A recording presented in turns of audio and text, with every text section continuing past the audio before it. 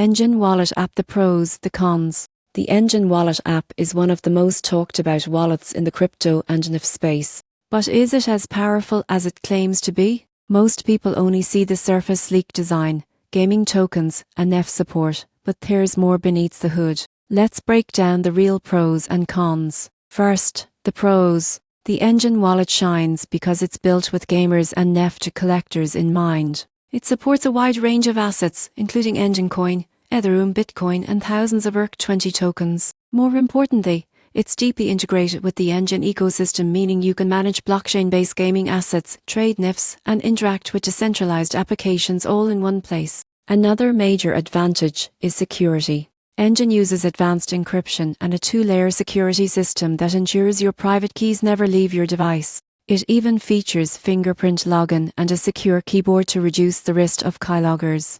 Then there is the user experience. Enjin's interface is intuitive, visually polished, and ideal for both beginners and experienced crypto users. It also includes in-app token swaps, making it easy to exchange one crypto for another without using a separate exchange.